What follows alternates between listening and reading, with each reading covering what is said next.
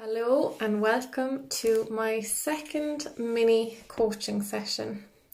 I hope you're all having a lovely weekend. The weather is absolutely fabulous here today. Thanks be to God for a change. So hope you're all having a great weekend. I had a couple of questions come in through the chat box on Thursday, and I will be answering those at the end of this live session. But if you have any other questions, be sure to pop them in the comments, and I'll answer those probably at the end as well. Other than that, we'll get going. So this week's life lesson was: nobody is immune to suffering. Use it to your advantage. And that might come across to some people like, I don't know, it might be me telling you what to do. That's not the case. Everybody goes through suffering, and people might go through periods of time in their lives where they're not suffering, which is brilliant, and that's really good too, and that's part of life as well. But more often than not, my belief is that we exist to grow as people, and an awful lot of our growth is stimulated through challenging, difficult times, which can lead to suffering depending on your outlook on it. And I suppose what I'm saying is that you can use that to your advantage, and you can use it in order to make your life better and improve different aspects of your life. So suffering is a spectrum, and obviously, there's really, really horrible things that can happen to us, like losing loved ones, or, going through something very traumatic yourself. We all know what can be really, really traumatic and what we have been through. And then in terms of a spectrum, then it can kind of go down in scale in terms of how much we suffer. So bringing it back down to, little everyday kind of challenges. I cut my finger during the week and I didn't suffer much with that now, to be fair. So suffering is a spectrum, and I also think that suffering is an attitude as well. So suffering might be a strong word. I do prefer to use challenges, difficulties, because suffering, I think when you talk about somebody suffering, it brings to mind an insurmountable challenge, which I don't think, I don't think any challenge is insurmountable, really. I think once you give it a bit of time and your thought and your effort. Now, look, I'm not talking about losing a loved one here. I'm talking about, everyday challenges and maybe, harder challenges. But I'm very conscious when I talk about this that there are people that might be listening to me that have lost loved ones. And of course, that is going to seem like that's not going to be something you're going to get over straight away or be able to use to your advantage straight away. But speaking from personal experience, it is definitely something that you can learn from and that you can grow from as a person as well. Dealing with your emotions and dealing with grief around that can all help you to grow as a person. So the one thing I do say to people that come to me for coaching and for personal development is there is no situation where some bit of a positive can't be gained. And I think that's kind of where the life lesson came into my mind is, take anything that causes you resistance or causes you to feel fear or anything like that, or feel grief or sadness, and use it to your advantage. Take the lesson out of it, or take some bright side out of it. And I honestly, in my own life, I've been through a lot, and I've never failed to take a lesson out of what I've been through. And that's one thing as well, that, you know, it's never too late to start looking at what you've been through in your life. It's never too late to start taking the lessons from those experiences. And it's taken me a good few years to kind of look back at my early life, and we'll say my childhood, my teens and my 20s. It's taken me nearly 10 to 15 years to look back on those times alone, to go through the different things, the different experiences that I would have suffered within, or that would have been quite traumatic, and to take the lesson. And it's never too late to do that. And believe me, there is so many benefits to be gained from doing that. And it really does massively increase your quality of life now, taking the lessons from the past. So getting back to suffering being a spectrum, when broken down or simplifying your suffering, it's resistance that you're feeling. So you're resistant towards what is happening right now in the present moment. And that, in other words, is resistance to what is. And when we're resistant to what is happening within the present moment, it's a difficult one, because number one, you're battling with your feelings. You're battling with a situation that you more than likely don't like. You're then kind of attracting, you know, with those strong feelings, if you're not dealing with them in the moment, if you're not what I've started doing myself is welcoming anything that that causes resistance within me. And that sounds very counterintuitive, but the technique behind it is to welcome whatever is happening to you at the moment. Say, I cut my finger, I welcome that I cut my finger, and, you know, take whatever lesson can be taken out of it. Still looking for that lesson, but anyway, this week. And then welcome the feelings that surround that. And what happens is it passes through your body, as opposed to you suppressing those strong emotions. And that is the welcoming technique, which is really, really valuable. So getting back to resistance to what is. So when you're resisting what is going on for you at the moment, you're resisting the lesson. You're also resisting what the universe has given to you, we'll say. So you're sending out the message that, you know, you're not happy, and that's going to bring more things to make you unhappy. Now, I wouldn't worry too much about that. There is, you know, with where the law of attraction and all that is concerned, there is a time delay, of course, and everything. But I would encourage you to kind of start welcoming whatever, you know, is causing resistance within you, and that you will see a massive change in how you deal with different things. And I use that an awful lot in everyday life. And it has really taken an awful lot of strong emotions out of, or I suppose reactions. It stopped me, or it's enabled me to be more calm, and to stop being as resistant to different things as what I would have been before. So that was the life lesson that I put up last Sunday. Nobody's immune to suffering. Use it to your advantage as best you can, of course. Everybody is different, and everybody has a different level of awareness. So work from where you are right now, and, you know, building your self-awareness around that. Again, it's never too late to start doing that. So valuing values this week, our value was growth, which I think ties in really well with the life lesson. And I have found that the more I grow, the more my life gets better, and the more enjoyable it is. And growth would definitely be a very important value to me. And it would be really beneficial for you to kind of look into, okay, what does growth mean to me? What does it look like in my life?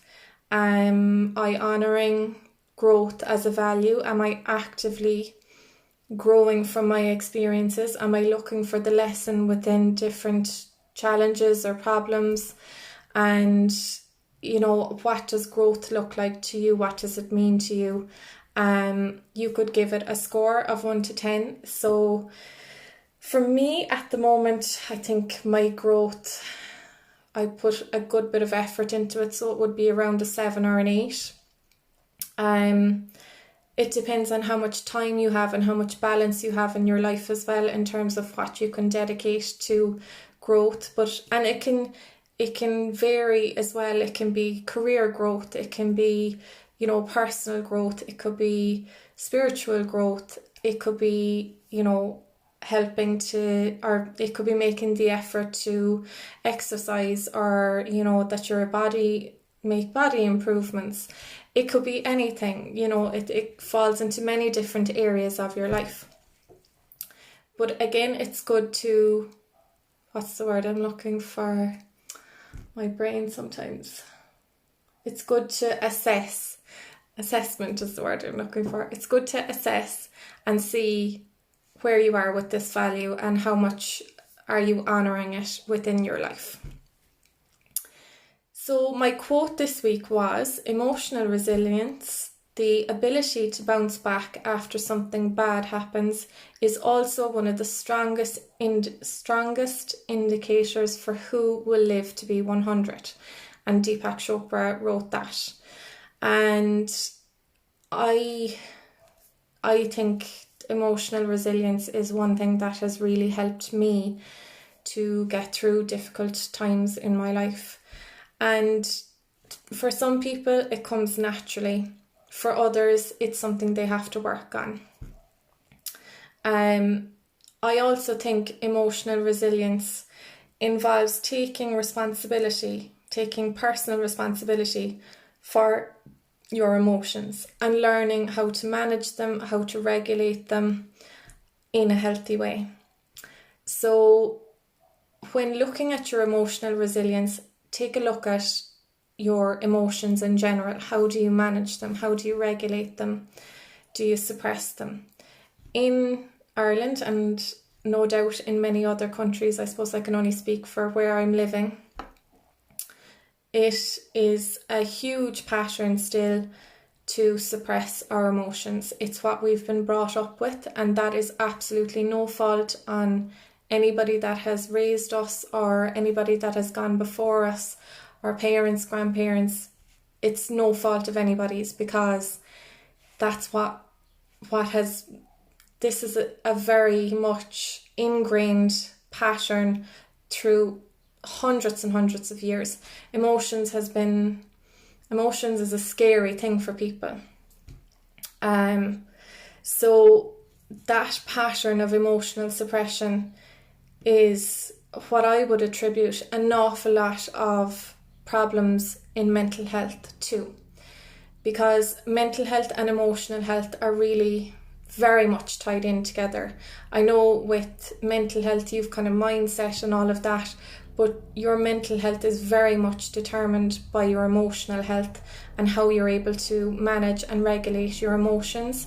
And it's also tied in with how much trauma you have experienced, how you've dealt with that, and the amount of emotions experienced throughout those times.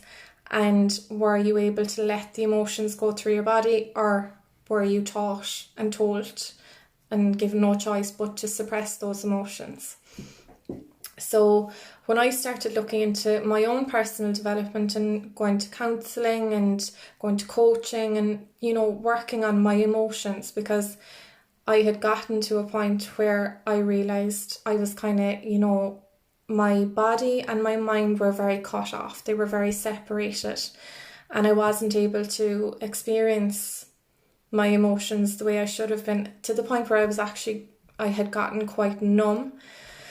And then, like a lot of people, I was going out, at weekends, and drink would make me quite upset, and then I'd have a big cry, and a lot of my emotions would then come pouring out. And that developed into a very unhealthy pattern for me. I thought at the time, oh, this is great, I'm releasing my emotions, because I literally had no other tools or techniques within which to express my emotions at that time. I'm going back 10-15 years ago, or even more. So emotional suppression is a huge problem in our country and all over the world. And the turning point for me anyway was looking at my emotions, looking at my emotional health, my mental health, and starting to take a healthy approach to managing my emotions, to not suppressing my emotions anymore, and to actively feeling them without shame or guilt, or without, feeling too vulnerable around it. And I suppose making it acceptable to myself to express those emotions in as healthy a way I possibly could. So emotional resilience really depends on what it means to you as well. And for a lot of people, emotional resilience can mean suppressing emotions, not showing your emotions, literally going through something really difficult, picking yourself up, pushing down the emotions and just getting on with it. When I talk about emotional resilience and when I used it in that quote, that's not at all what I would be encouraging. It is something that I did, as I said, but it's something that I learned a huge lesson from. And also when I started learning energy therapies, I learned that we store different emotions in different parts of our body. So for example, more often than not, people who experience chronic back pain are dealing with chronic fear and are not dealing with it, I suppose, really. Obviously you would store heartbreak in your heart. Anybody that has throat issues, it could mean that you're not expressing yourself or speaking your truth, or, there's lots of different interesting things that I learned throughout that time when I was studying energy therapies, and that was kind of an opener for me as well to looking at emotional suppression. So they called it issues in the tissue. So we store our issues in our, muscular tissue, bone tissue, all of that, bodily tissue, I suppose. So, sorry, I'm going off on a rant here now, but emotional resilience anyway. So emotional resilience to me now means taking responsibility for my emotions. And anybody that is able to do that is a very lucky person. It's taken me a long time to get the technique right, and it's been a long journey, especially when for so many years you're taught to not suppress your emotions, to move on as quickly as possible, and to just basically get on with things. I know that it says the ability to bounce back, that's great and everything, but we need that time to process what happens to us when we go through experiences that stimulate big emotions. So when it says bouncing back, I would imagine that it means processing first and then bouncing back to your normal life, to getting on with your life, to taking responsibility for yourself and taking care of yourself and moving forward. And that then is people that can do that. It's a very strong indicator for how long you will live, because you're dealing with things in the moment. You're not suppressing it in your body. Your body isn't storing up issues and that emotional energy, which isn't causing energy blockages in your body. So then your health is much better. Your mental health also benefits from that, and you're able to move through life a lot easier without storing all these experiences with all these emotions in your body. So that's basically what that quote means. The more you're able to manage and regulate your emotions, the more you're able to bounce back and process what has happened to you, the more you're able to move on with your life and not let these things, make you sick, or that's, pretty much it, make you sick, or, keep you down, keep you depressed or anxious or anything like that. So the questions to make you think this week was, what is your biggest challenge at the moment and what lesson can be taken from it? So again, it ties in very much with the value of growth and the life lesson, nobody's immune to suffering, use it to your advantage. So what is your biggest challenge at the moment, and what lesson can be taken from it? So that's pretty self-explanatory, and that's, what I've been kind of saying to you throughout the week, to look at whatever is challenging you the most at the moment and see, can there be a lesson brought out of it? Can you look at the bright side of it? And is there something, is it leading to some bit of growth within you? And that's pretty much that for all the content that I shared this week. So the first question that I got in on the chat box was, is this fear or is it something I don't want to pursue? So I'm not sure of the background of this question, so I'm going to kind of guess on where this is coming from, and I'll kind of go through a little bit, I'll dig a bit deeper into it and hopefully I'll get it right. So is this fear or is it something I don't want to pursue? So what you're looking for is the difference, I would imagine, between feeling fear and feeling nervous about pursuing an opportunity. And also I would imagine intuition comes into this as well. I know myself that I rely on my intuition an awful lot, but I also, when opportunities arise for me, I really kind of delve deep into, is it going to benefit me? Is this something that, I'm meant to do? Is it something that I want to do? Is it something that I need to do? What is the situation around that? Or am I just experiencing fear, and is that fear holding me back?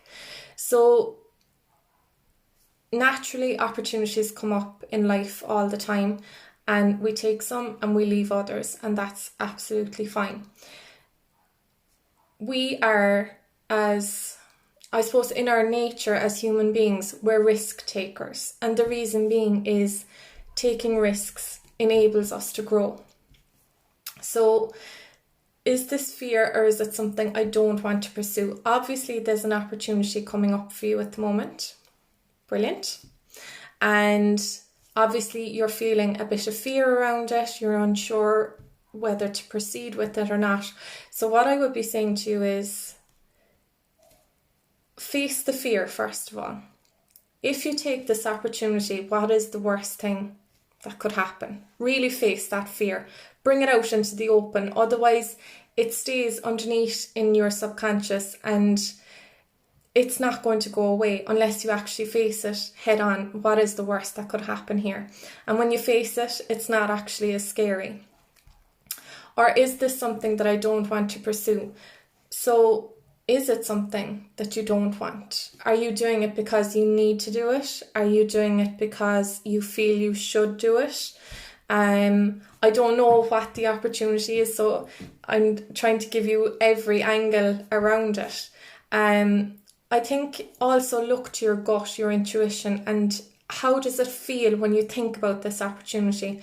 Does it bring you out in anxiety, sweats, and does it make you feel very fearful?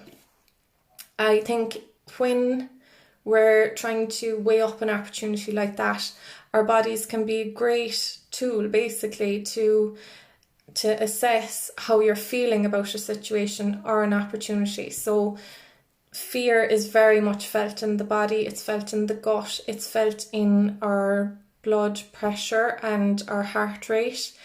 When we feel afraid, it sets off a cortisol response, the stress hormone, which has a kind of a domino effect then on your body. So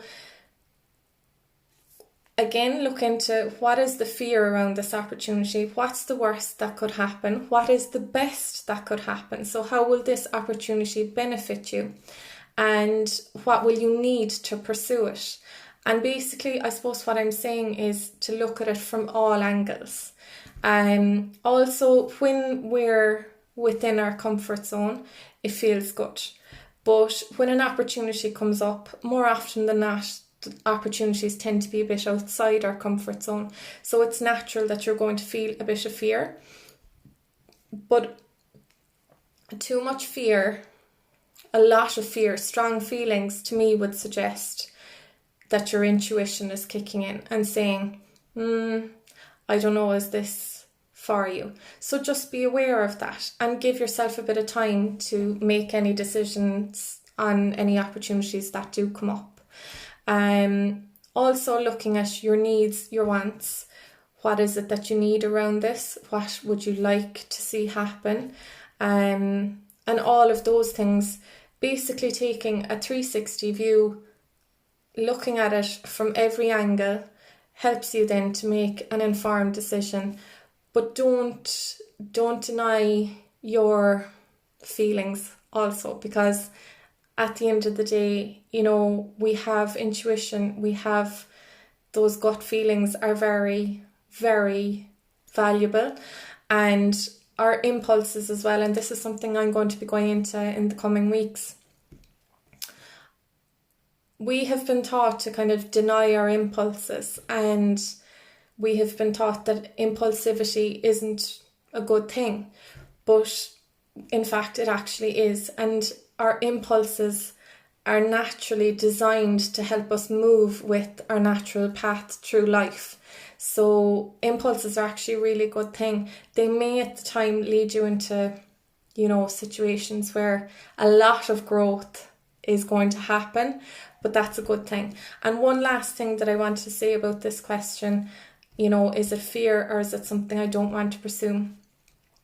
Don't be afraid to make mistakes, because again, mistakes lead to growth, and it's about taking the lessons from them.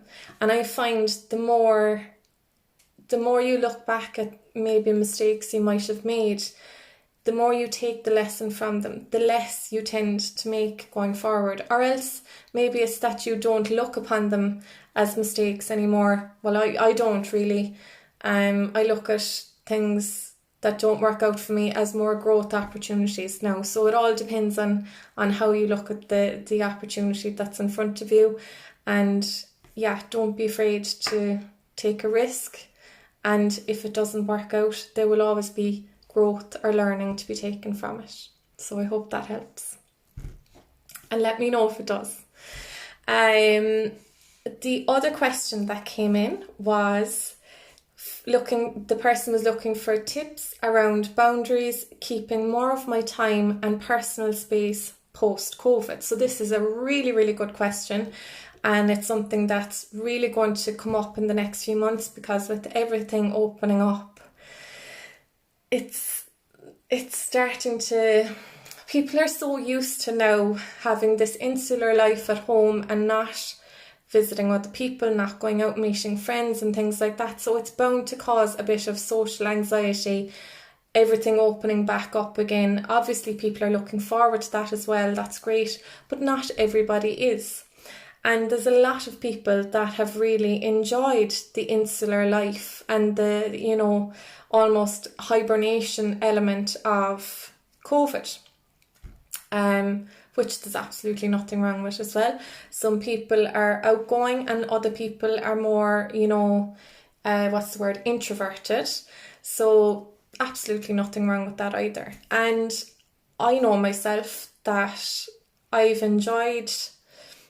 missed going out and meeting friends and all that, but at times it was great that, I had time to chill out and rest, and that there wasn't as many demands to keep socialising with everybody. That rest was great as well at times. And another benefit that it has given people is it's given people time to think and to reassess their lives and to see what kind of things they were tolerating. I suppose it highlighted,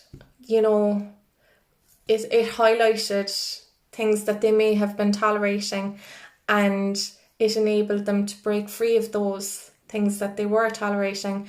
But now that everything's opening back up, it may be bringing up those issues again.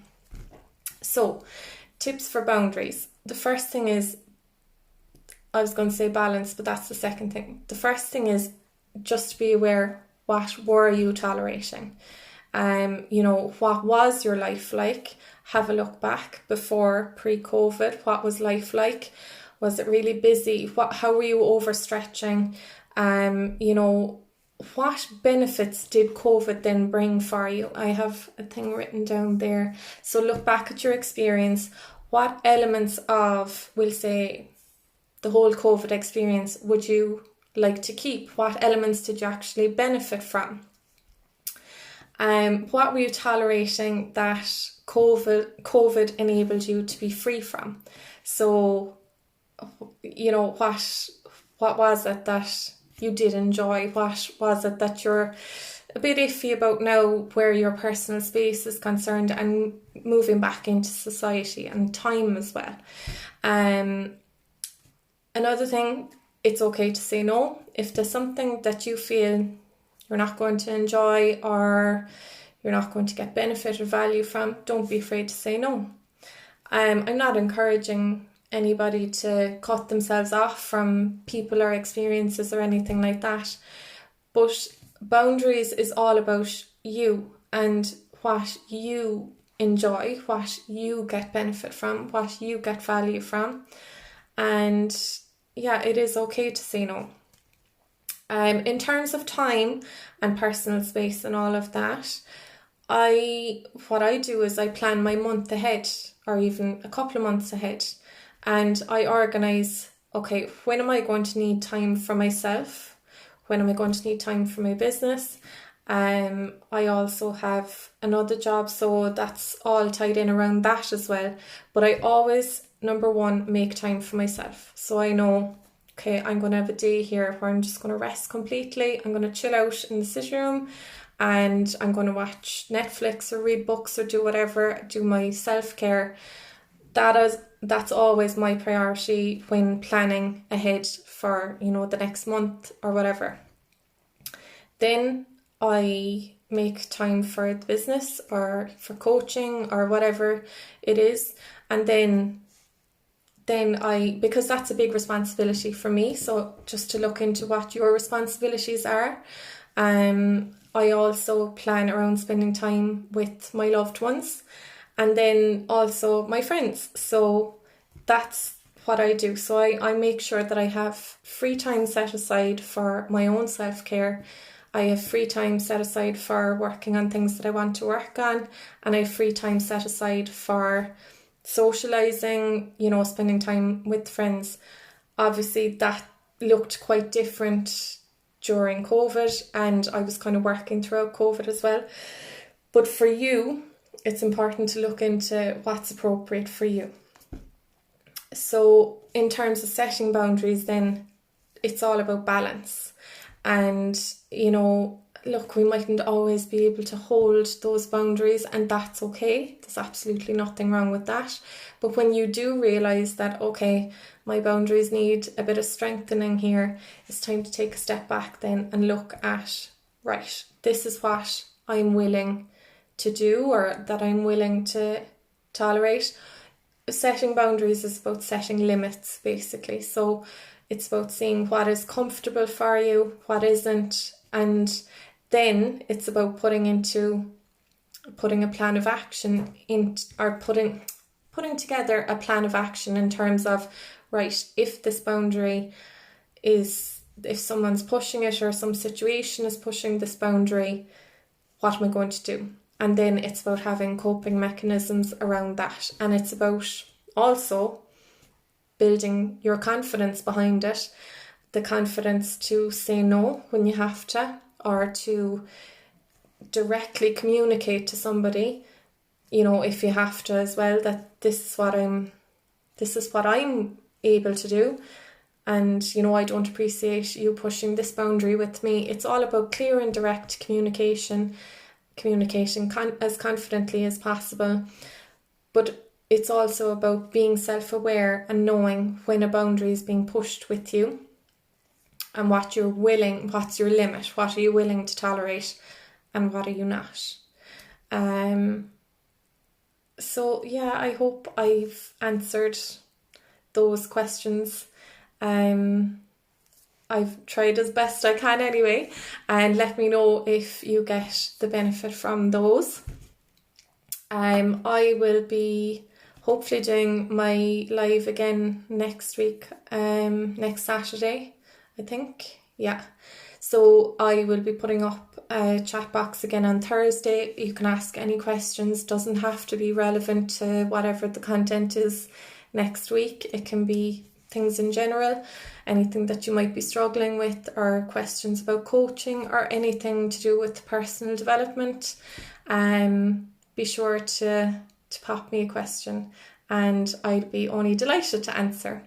I hope you all have a fabulous weekend and I'll be chatting to you again during the week. Take care.